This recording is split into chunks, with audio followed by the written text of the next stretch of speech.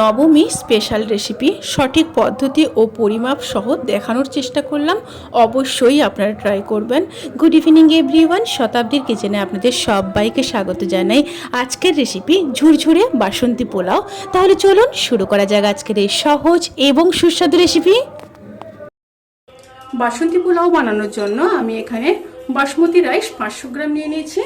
প্রথমে জল দিয়ে খুব ভালো করে ধুয়ে নেব।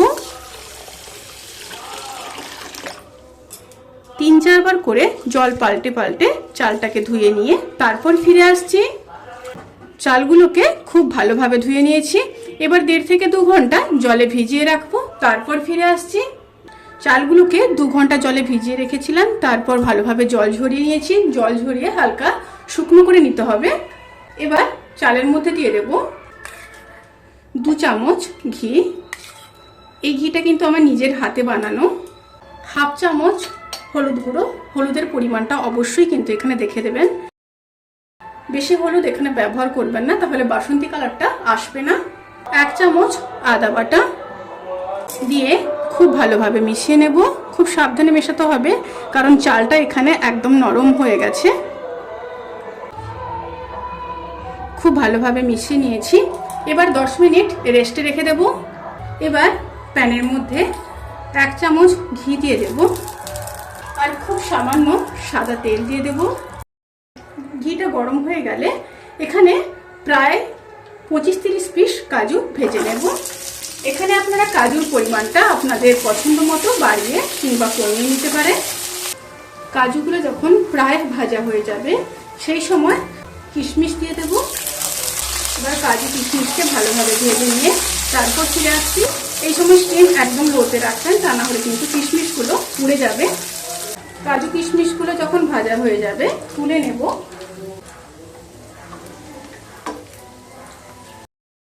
এবার সেই প্যানের মধ্যে আরো 2 চামচ ঘি দিয়ে দেব।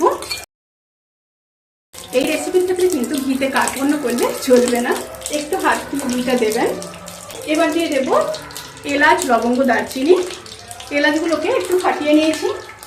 2টো তেজপাতা দিয়ে দেব, দিয়ে একটু নেড়ে নেব।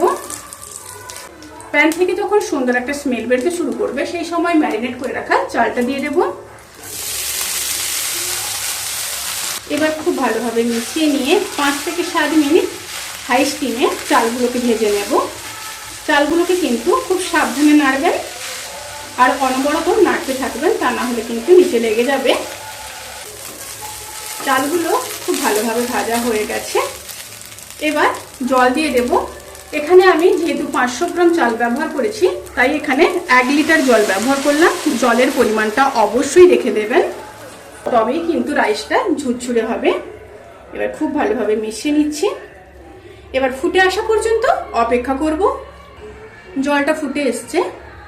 এবার 50 গ্রাম চিনি দিয়ে দেব। পোলাও তো একটু মিষ্টি মিষ্টি হয়, মিষ্টির পরিমাণটা আপনারা এখানে নিজেদের পছন্দ মতো দেবেন। পরিমাণ মতো লবণ দিয়ে দিলাম। 1 চামচ গরম মশলার গুঁড়ো দিয়ে দেব আর দিয়ে দেব ভেজে রাখা কাজু কিশমিশ। সাথে দিয়ে দেব চেরা কাঁচা লঙ্কা 4 পিস। খুব ভালোভাবে মিশিয়ে দেব। এবার ঢাকা দিয়ে মিডিয়াম স্টিমে 5 মিনিট হতে দেব। 5 মিনিট হয়ে গেছে।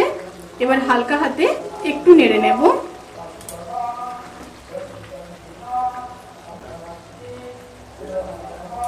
এবার ঢাকা দিয়ে লো স্টিমে 10 মিনিট হতে দেব।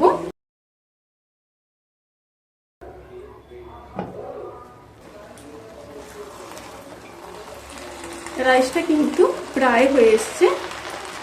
দেখুন কতটা ঝুরঝুরে হয়েছে। আবারও একটু মিশিয়ে নিচ্ছি।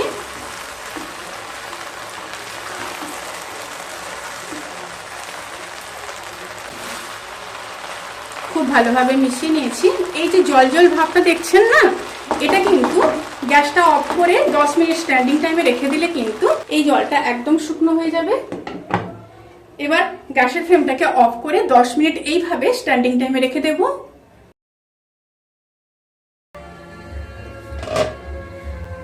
10 মিনিট দেখুন স্ট্যান্ডিং টাইমে রেখে দিয়েছিলাম।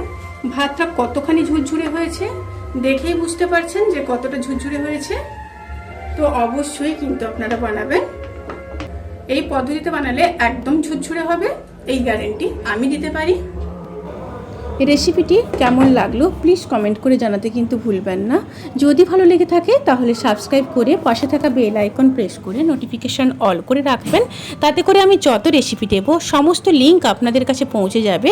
আপনারা সবাই ভালো থাকবেন, সুস্থ থাকবেন, সাবধানে থাকবেন। আজকের মতো এই পর্যন্ত, পরের ভিডিওর জন্য অপেক্ষা করুন। টাটা।